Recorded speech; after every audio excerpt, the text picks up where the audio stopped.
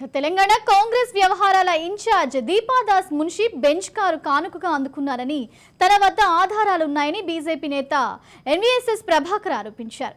ఈ సంచలన ఆరోపణలు చేసిన బీజేపీ నేత ఎన్వీఎస్ఎస్ ప్రభాకర్ మాత్రం తన దగ్గర ఆధారాలు ఉన్నాయంటున్నారు. ఇక కారు ఇచ్చిన డేటు ప్లేసు కూడా చెప్తానంటూ ఎన్వీఎస్ చేసిన ఘాటు కామెంట్లతో ఫైట్ మొదలైంది. బీజేపీ కాంగ్రెస్ మధ్య కారు చిచ్చు రాజుకుంది. ఈ ఆరోపణలు తెలంగాణ రాజకీయాల్లో తుఫాన్ రేపుతున్నాయి.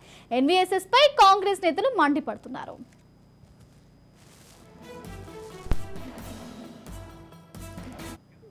ఈ బెంచ్ కార్ అంశానికి సంబంధించి మరింత సమాచారం మా ప్రతినిధి విక్రాంత్ అందిస్తారు. విక్రాంత్,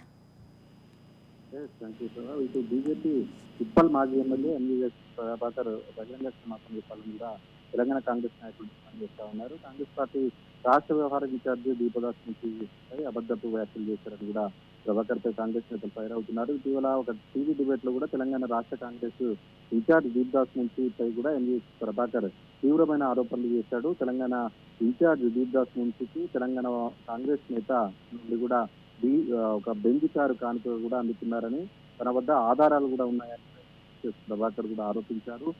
ఈ ప్రభాకర్ వ్యాఖ్యల పట్ల కూడా తెలంగాణ కాంగ్రెస్ నేతలు మండిపడతా ఉన్నారు. తెలంగాణ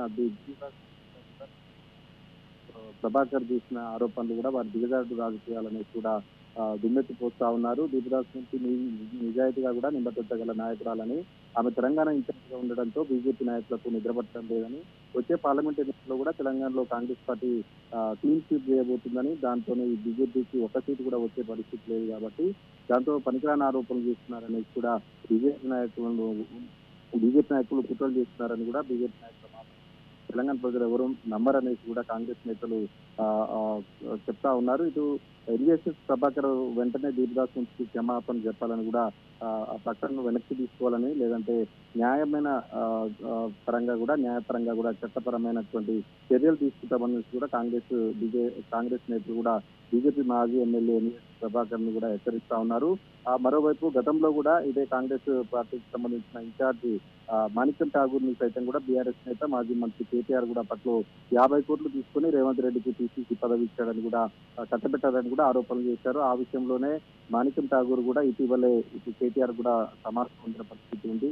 న్యాయపరంగా కూడా తనపై నిరాధారమైన ఆరోపణలు చేశాడనేసి కూడా సమాన పరిస్థితి ఉంది. అది కేసు కోర్టులో ఉండగానే మరో బీజేపీ మాజీ ఎమ్మెల్యే కూడా ఇటు తెలంగాణ కాంగ్రెస్ పార్టీకి సంబంధించిన ఇన్ఛార్జ్ పైన ఇటు బెంచ్ కారు ఆరోపణలు చేయడం కూడా సర్వత్రా ఆసక్తి నెలకొంది. ఏదేమైనప్పటికీ కాంగ్రెస్ నేతలు మాత్రం ఎన్వీఎస్ ప్రభాకర్ చేసినటువంటి వ్యాఖ్యలను వెంటనే వెనక్కి తీసుకొని క్షమాపణ చెప్పాలని బేసికగా, లేదంటే ఖచ్చితంగా న్యాయపరమైన చర్యలు తీసుకుంటామనేసి కూడా కాంగ్రెస్ నేతలు ఆరోపిస్తా ఉన్నారు.